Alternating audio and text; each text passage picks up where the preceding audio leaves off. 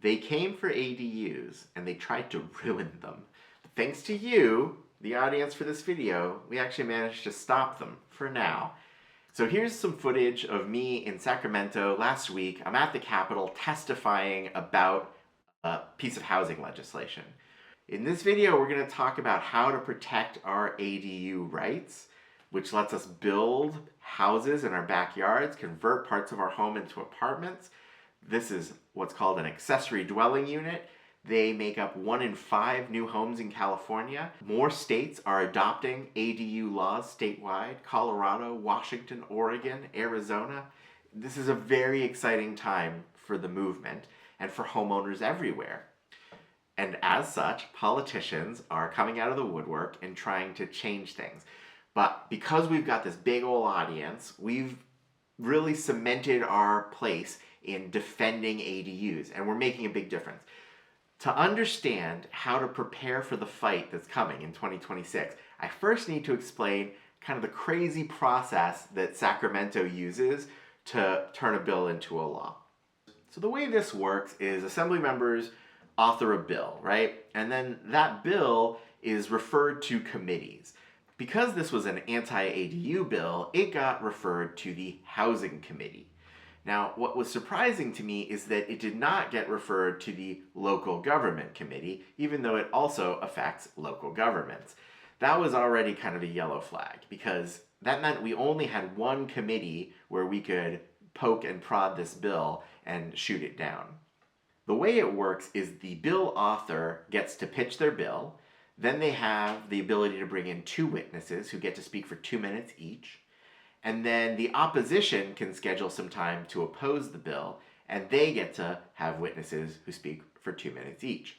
I think that if you can kill a bill in its first committee, that sends a much stronger signal to the author that, like, hey, ADUs are not something you can just come in and start messing with.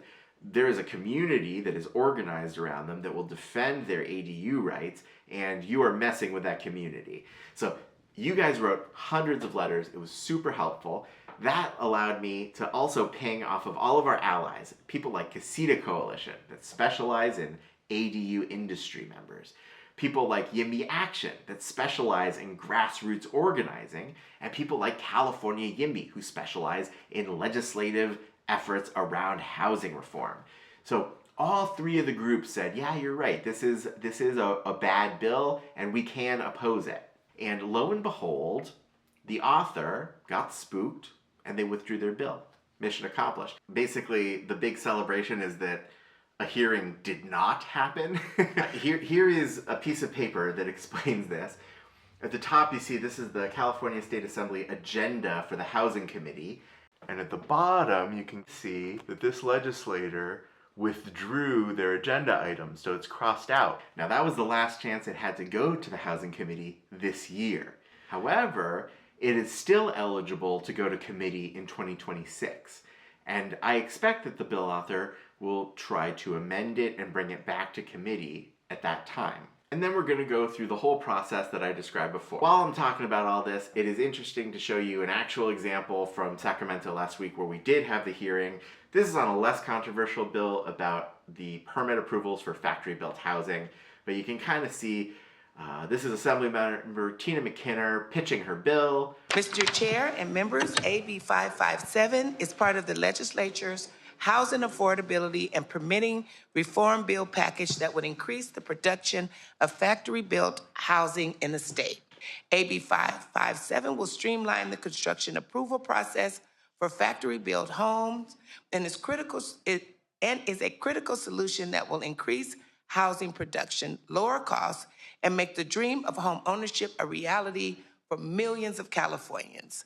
My witnesses today is Nick Caton from SoLA Impact and Ryan O'Connell, How To ADU.